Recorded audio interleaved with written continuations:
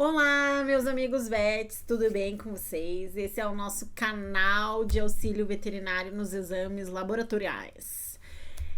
Se você tem dúvidas ou fica meio perdido ali na parte de exames, a gente vai tentar te ajudar da melhor forma possível a você conseguir diagnosticar ou interpretar o exame de sangue do seu paciente. Se você tá na hora do break, naquela paradinha em que tudo se acalmou, depois de colocar pacientes para internar, depois de ter, feito milhões de consulta, plano de saúde, proprietários, desesperados, e agora é o momento que deu uma acalmada e você vai tomar um cafezinho ou tomar um chazinho. Vem com a gente, ativa o sininho, se inscreva no canal, que a gente vai estar postando toda semana vídeos para ajudar vocês a interpretar os exames e abrir um pouquinho mais o campo de visão, porque muitas vezes a gente acaba esquecendo as coisas que a gente estudou na faculdade, é normal, né? Eu faz 6 anos, então não vou nem lembrar o que eu estudei no primeiro período da faculdade, anatomia, me desculpe, mas, é a vida. Então, fique esperto e ative o sininho para você receber toda semana um vídeo novo a respeito de exames laboratoriais, que a gente vai estar ajudando vocês a, ter os diagnósticos diferenciais ali, saber o que pode ser, o que não pode ser, como eu começo a interpretar os exames dos meus pacientes, o que eu peço, o que eu não peço, o que seria interessante, o que não é, o que às vezes cabe no bolso do nosso proprietário, e o que não é tão viável. Vem com a gente que a gente vai te explicar tudo certinho. Youtuber. Profissional. E o nosso vídeo de hoje é sobre policitemias. Então, se você não assistiu os vídeos anteriores sobre interpretação de hemograma, se você não lembra, se você não assistiu, os vídeos estão aqui no card, vai ficar aqui no card. Então vai, assiste, relembra como interpretar, o que são anemias, o que são anemias regenerativas, arregenerativas, que a gente vai entrar agora em policitemias. Eu falei um pouquinho nos vídeos anteriores, então dá uma recapitulada lá, se você não lembra. Dá uma recapitulada, que a gente vai te explicar hoje sobre policitemias. Então, as policitemias ou eritrocitoses, elas são aumento de eritrócitos, hematócrito e hemoglobina na corrente circulatória dos pacientes, dos nossos pacientes, dos animais. Eu ia falar de humanos também, não tá errado, mas a gente está aqui para falar de animais. Então, é o seguinte. O aumento desses 3 parâmetros a gente fala que é uma policitemia ou uma eritrocitose. Eu gosto de falar eritrocitose porque ela é mais objetiva no quesito de eritrócitos. Porque polictemia, se você for levar ao pé da letra, ela é um aumento de células do sangue, tá? Então, policitemias, elas podem ser um aumento tanto da série vermelha quanto da série branca. Tá? Se você for levar ao pé da letra. A gente usa mais esse termo de policitemia relacionado aos eritrócitos, tá?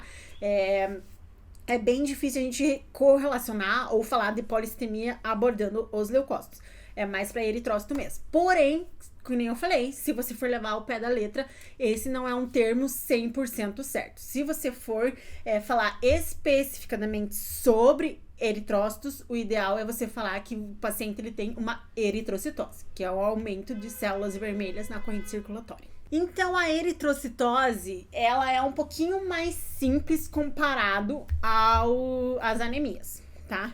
Ela é um pouco mais simples, ela não tem tantas, nuances ali, tantos casos, e presta atenção nisso, presta atenção naquilo, Então, basicamente, você vai olhar para os 3 parâmetros que a gente comentou. Eritrócitos, hemoglobina e hematócrito. Porque, como eu já falei antes, se o hematócrito ele tá aumentado, se você tem um volume globular aumentado de células, normalmente a gente tem maior quantidade os eritrócitos na corrente circulatória. Então, se teu volume globular ali, se a tua concentração globular de eritrócitos está aumentado, consequentemente você tem mais eritrócitos. Se você tem mais eritrócitos, você consequentemente vai ter mais hemoglobina dentro dos seus eritrócitos, que quando extravasa para contagem, ela aumenta também. Então, você vai ter esses 3 parâmetros um pouco aumentados na corrente circulatória. Então, a policitemia, a gente pode classificar ela em 2 categorias. A nossa policitemia ou eritrocitose relativa e a nossa policitemia ou eritrocitose absoluta, que a absoluta ela pode ser primária ou secundária. Então vamos lá. A nossa relativa é como se fosse uma eritrocitose um pouco mais transitória, tá? Então ela é um pouco mais branda, então normalmente o hematócrito ele não sobe tanto, ela é um pouco mais branda e ela é transitória, ou seja, se você reverter, se você acalmar o paciente, se você, né, tiver todos ali os critérios para normalizar o paciente, fica tudo normal e ok, tá? A nossa relativa, a nossa eritrocitose relativa, ela pode ser por desidratação, tá? Então é quando o paciente ele perde o líquido, que como a gente viu anteriormente, o nosso sangue ele é composto por uma parte de plasma e uma parte de eritrócitos. Então, se a nossa parte de eritrócitos na anemia ela diminui, a gente tem mais plasma, ok? Agora, se acontece ao contrário, se a nossa parte de eritrócitos aumenta, o nosso plasma fica diminuído, ok? Então, se um paciente ele tá desidratado, ou seja, ele perdeu líquido por alguma forma, por exemplo, diarreia, vômitos, até a questão de falta, né, não tomou água, falta de tomar água, às vezes pacientes que têm poliúria, né, às vezes até a poliúria, a polidipsia pode ocasionar um pouco de hidratação, se a gente for pensar em pacientes renais, por exemplo. Então, o que acontece? O paciente perdeu a água da corrente circulatória e acabou que os eritrócitos ficaram em maior quantidade, tá? Então, essa causa de desidratação ou até perdas por líquidos cavitários, por exemplo, um paciente com ascite, com efusão, ele perdeu líquido. Esse líquido, por exemplo, o transudato modificado, saiu o líquido, né, a água de dentro do vaso sanguíneo e foi para dentro da cavidade. Então, a gente teve uma diminuição da água e aumento dos eritrócitos na nossa corrente circulatória. Então, isso é transitório. A partir do momento que você estabiliza o paciente, ou seja, hidrata ele novamente, remove ali a causa de perda por líquidos, né? Às vezes acontece também uma causa relativa, pacientes que, por exemplo, foram andando até o consultório, né? Então, quando você anda, quando você pratica um exercício físico, a sua demanda de oxigênio aumenta. Então, com a sua demanda de oxigênio aumentado, faz com que haja uma contração esplênica inicial, fazendo com que saia um pouco de eritrócito de dentro do baço e vá para a corrente circulatória. Então, acontece, o mecanismo é um pouco diferente, mas acontece praticamente a mesma coisa. A gente tem o tanto de plasma com o tanto de eritrócito. Só que dessa vez, os eritrócitos acabam aumentando e o plasma ali acaba ficando um pouquinho mais reduzido, tá? Então, se tem contração esplênica por causa de exercício físico, excitação, dor, né? Então, a gente acaba tendo esse aumento de eritrócitos na corrente circulatória. Isso é transitório, tá? Por isso que ela é relativa. Então, ela é relativa a alguma coisa. Ela é relativa a uma desidratação, ela é relativa a uma perda de líquidos, ela é relativa a uma contração, ou seja, um excesso de eritrócitos para dentro do vaso sanguíneo. Ela é relativa a alguma coisa, fazendo com que, a partir do momento que você cesse a causa base, provavelmente o paciente vai voltar ao normal. E a nossa causa absoluta, ela pode ser primária ou secundária, tá? A policitemia, ela não faz tanto sentido, pelo menos ao meu ver, né? Ela não faz tanto sentido quanto as anemias, né? Porque a anemia, a gente fala, anemia regenerativa, não regenerativa, é a medula que produz. Então, se tá produzindo, ela tá regenerativa, se não tá produzindo, ela tá regenerativa, é mais fácil de linkar. Agora, a policitemia, normalmente você tem que ter as tuas causas, ou pelo menos, né, ter o que pode ser, vamos colocar assim, graduada, né? Porque, tipo assim, absoluta, relativa, o que é isso? Tipo, né? Não faz sentido nenhum. A relativa ainda faz mais sentido, mas a absoluta fica meio, né? Então, as polissitemias, ao meu ver, elas são um pouquinho mais difíceis de entender do que as anemias. Porque as anemias você consegue ali, eu vou classificar meu paciente com anemia regenerativa, não regenerativa, é a medula que manda, então se tem ali alguns parâmetros meio esquisitos, vamos colocar assim no hemograma, a gente já sabe que ela tá meio regenerativa, se não tem nada, ela é regenerativa, a gente já sabe que é algum problema na medula. Enfim, as polissitemias você tem que ter um pouquinho de decoreba, tá? Então, as relativas dá pra gente, que nem eu falei, dá pra gente ter um link ali, porque ela é relativa a algum problema, né? Alguma alteração que é reversível a partir do momento que você estabiliza o paciente. Agora, quando ela é absoluta secundária, refere-se a uma doença, tá? E essa doença, ela está relacionada a algo um pouco mais crônico do paciente.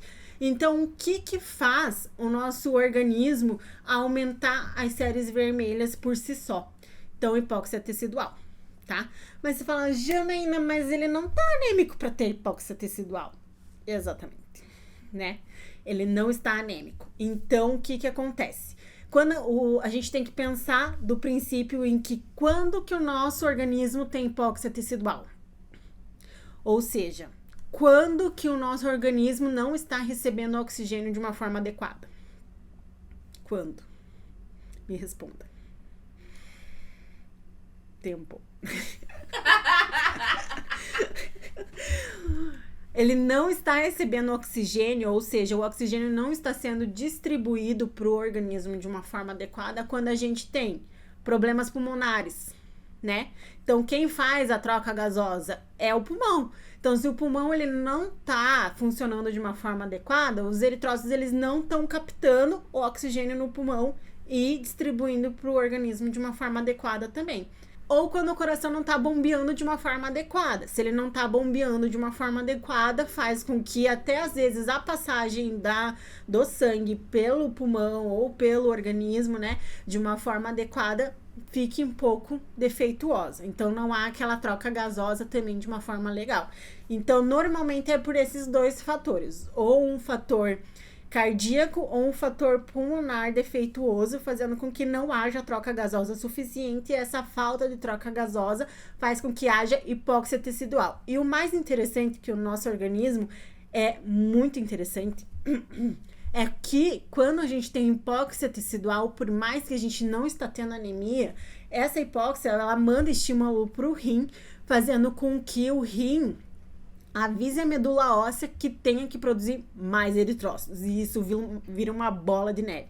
Porque a gente já tem uma quantidade aumentada de eritrócitos na corrente circulatória e o nosso organismo faz com que aumente um pouquinho mais de eritrócitos na corrente circulatória.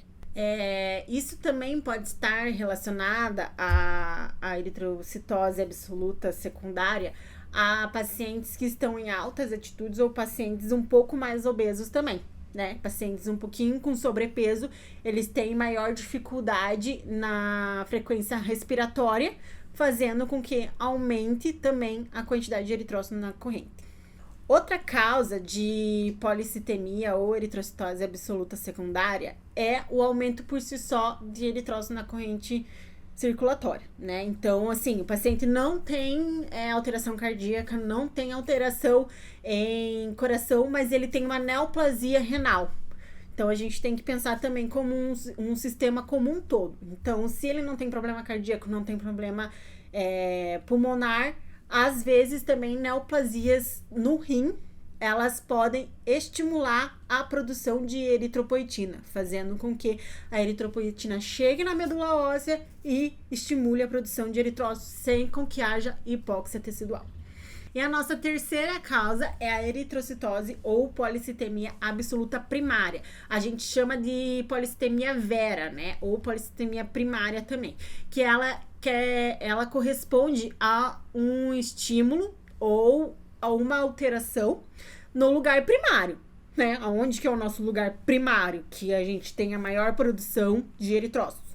Medula óssea. Então, é um distúrbio... Opa, gostei.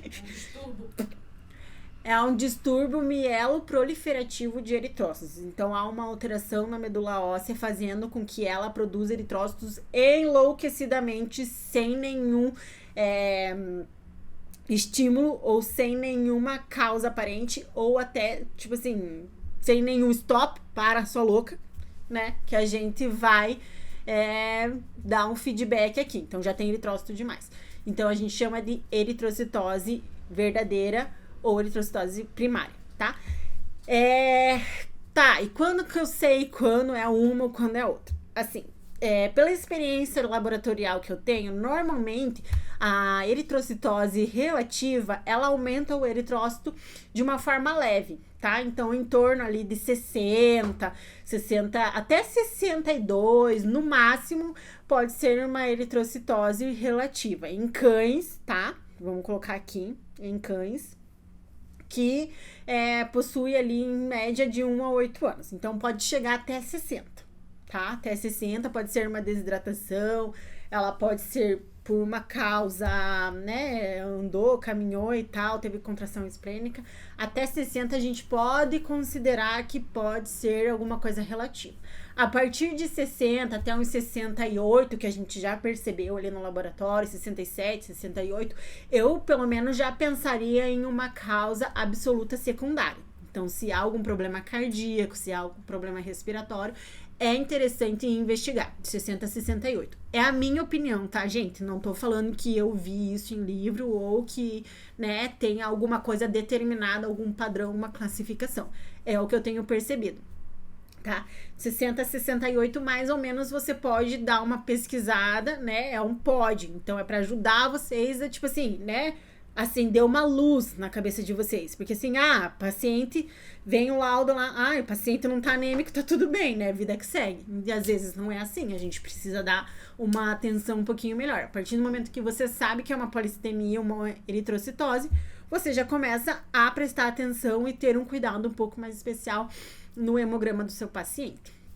Então, um pouquinho de 60 a 68, 65, a gente pode considerar uma absoluta secundária. E as primárias é mais que isso, mas meu Deus, pode ter mais que isso? Pode. A gente já pegou um hematócrito de 73, né? Então, assim, não tem turbilhamento, não tem, né?